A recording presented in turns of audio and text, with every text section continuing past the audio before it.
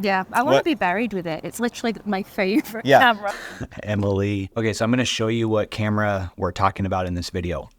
I had the opportunity to travel with Lumix to California. One of my favorite parts was hanging out with other people who shoot Lumix, which includes one of my favorite YouTubers, Emily, Micro Four Nerds. And seriously, I've been watching her channel before I even started mine. I have a dark backdrop. Let's fix that. She's been an inspiration, and I am so blessed that we've been able to become friends over the last couple of years. So thanks so much, Emily, for having this conversation with me, a tribute video to the One of the things we as people and our channels have in common is just the sheer joy from using long live the I wanted to make a tribute video with Emily, and we shot this during like a super crazy time while we were in California. So there was a lot going on, but we real quick were able to kind of hammer out this tribute video and quickly chat about some of our favorite things about the She even shares this crazy story about how her is half camera and half salt shaker. I also wanted to say thank you to Anson & Company. Thank you, Anson, for filming this and for holding the camera steady. Here's our conversation and tribute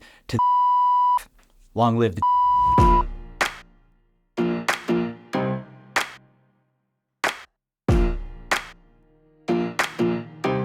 I did not like. So we're in California. Emily. Hi. Micro Four Nerds. We're just gonna do a little GH5 Tribute. Oh yeah. Right? Yeah. GH5, way ahead of its time. Such a great camera. I know that you use it a lot. Yeah? Yeah, I want to be buried with it. It's literally my favorite camera. So you still have one, right? Yeah. That's not going anywhere. Yeah, it's not going anywhere. Like, I still have one. I think I'm going to keep it, you know? Let's go through some of our favorite features as a tribute to the GH5. Absolutely. How about you? So it was the first camera for me that got me into video, and I loved primarily that it was so professional but so easy to use. Yeah. Like so many other things in the past, like I was shooting like the original full frame Sonys, and it was like, well, go ahead. Oh yeah. 100%. And you know, to be able to start doing wedding films and shooting 4K 60 and being able to crop in and learning how to color grade through it was so good. Yeah, I think the barrier to entry with the GH5 was like really easy, right? Yeah. I loved I loved the IBIS. Oh yeah.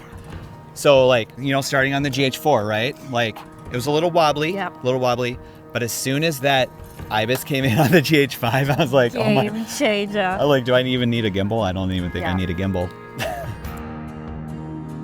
I go, right? Yeah, go.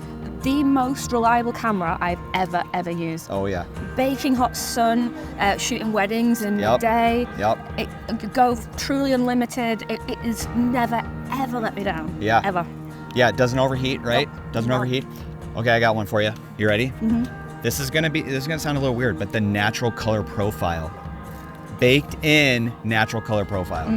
I was all about that. I'll be totally honest. Vlog L, I didn't love Vlog L. There wasn't, because most of it was a little bit less than what we used to now. It doesn't push and pull as much. 100%. I'm with you on that. All right. I was a Cine D gal, which is also very nice. Yeah, Cine D was awesome. So, mine. Weather sealing. Oh, yes. I may have gone dolphin watching in Madeira, and I may have dropped my GH5 in the actual sea. And to this day, it's still kicking. Sometimes I turn the dial and salt comes out. Yeah. So it's a That's camera. amazing. It's a camera and a salt shaker.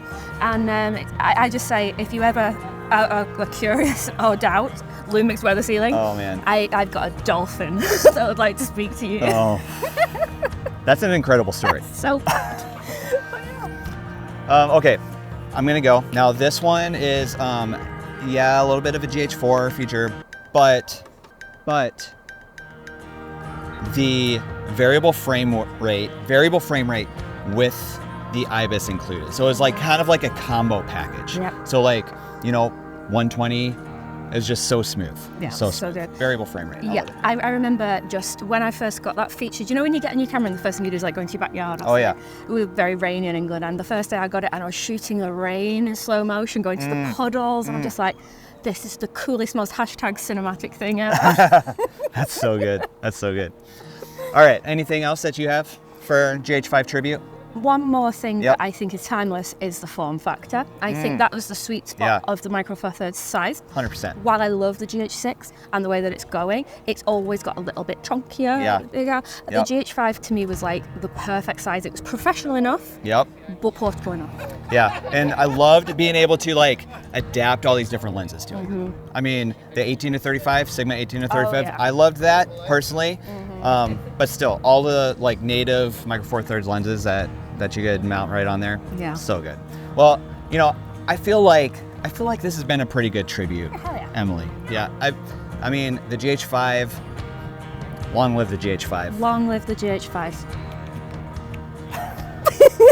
If you were or are a GH5 shooter, which is still a great camera even today, let me know some of your favorite things about that camera, maybe some of your favorite memories, and we can get a conversation started down in the comments. And yes, the GH5 is definitely not dead. If you're still using it, fantastic, amazing camera. Keep using it and get the most out of it that you can. But I'd love to hear your thoughts and some of your favorite things about the GH5 down in the comments. I did put a GH5 masterclass together, and if you're interested in seeing all of my settings videos about the GH5, check out this video that's popping up right here. Yes, it is 3 hours long, but it's all my videos about the GH5. Well, most of them. And you can go and shuffle through them and go to different chapters in it, but all the settings are there. Again, thank you, Emily, for being in the video, Anson for shooting the video, and I'll see you guys next time.